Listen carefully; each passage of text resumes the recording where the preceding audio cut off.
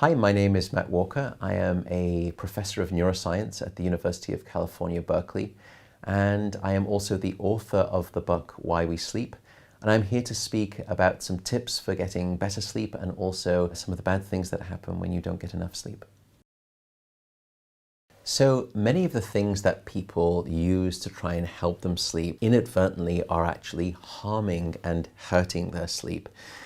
Two good examples are probably alcohol and marijuana. Many people will have a little nightcap in the evening and they think that having a drink in the evening helps them fall asleep. It's actually not true. Alcohol is a class of drugs that we call the sedatives, and sedation is not sleep. So what you're doing when you drink in the evening is actually just knocking out your cortex, and you're going into this sedation-like state. You're not going into natural sleep. There are two other problems with alcohol, unfortunately, and I'm so sorry to be giving you this bad news, but firstly, alcohol will actually litter your sleep with many more awakenings throughout the night. And so you won't feel restored when you wake up the next morning by your sleep. You won't feel refreshed. The problem and the danger is that many people don't remember waking up so much throughout the night when they've been drinking. So they don't realize that it was the alcohol disrupting their sleep. They don't put two and two together. The final thing about alcohol is that it's very good at blocking your REM sleep, or your dream sleep, rapid eye movement sleep. And we know that REM sleep is essential for a variety of functions, including emotional and mental health. And so alcohol will actually remove that dream sleep, or it will decrease it significantly, blocking that essential critical sleep. And I should also note, by the way, how essential is that REM sleep? Well, studies done back in the 1980s, some really quite shocking studies, demonstrated that if you deprive rats of rapid eye movement sleep, they will die almost as quickly as they would from total food deprivation. That's how essential that dream sleep is, and it's that dream sleep that you block with alcohol. What about, though, marijuana? Well, unfortunately, the news isn't so great there. A lot of people will again will use marijuana to help them relax and sort of just take away some of that anxiety that's preventing them from falling asleep. And certainly marijuana does seem to hasten the speed with which you fall asleep. But unfortunately, marijuana, like alcohol, but through actually a different biological mechanism, will also block your dream sleep. And if you're not getting that critical REM sleep, you can actually become more anxious, even more depressed the following day, and therefore people start to seek out more marijuana to sort of medicate those symptoms that the marijuana is causing because of the sleep disruption. So the advice right now is not to think of marijuana as a sleep aid. One of the other common aspects of marijuana is CBD oil, which is the non-psychoactive component of marijuana. THC is the sort of psychoactive part of marijuana. CBD, which is an oil that people use, a cannabinoid. Those studies have not been really done in a particularly detailed way, but from what we can tell from the limited data, CBD, the non-psychoactive form of marijuana, actually doesn't seem to impact sleep. So probably a little bit too early to make the definitive claim, but at least that seems to be the emerging story for CBD.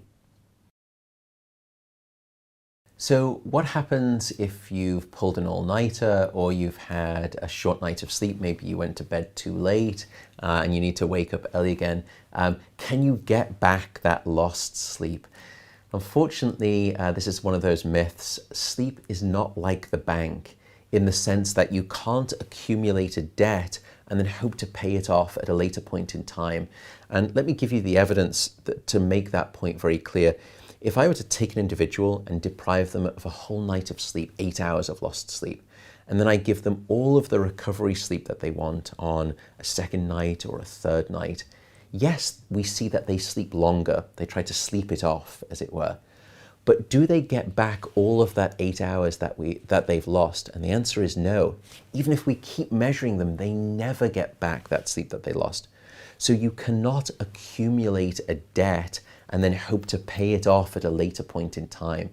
And many of us do this in society. We're short sleeping during the week, and then we binge with our sleep at the weekend. It's what we call social jet lag, or what I sometimes describe as sleep bulimia. It's this binge purge sort of profile. Now, there was a recent study, a very interesting study, where they looked at the mortality risk of short sleep. And firstly, what they found is a quite shocking result. Those people who are sleeping 5 hours a night have a 65% higher likelihood of dying at any time, increase of 65% in terms of mortality risk.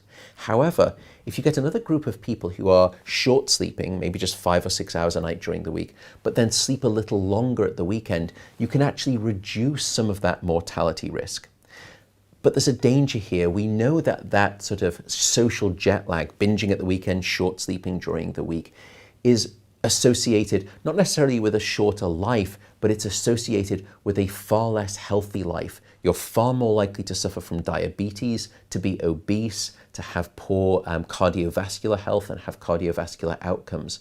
And if you look at that study, even though some people were trying to sleep back at the weekend some of that which they'd lost during the week, they were almost twice as likely to report being in very poor health relative to people who do what we generally recommend, which is consistently get good 7 to 9 hours of sleep every day, both during the week and the weekend.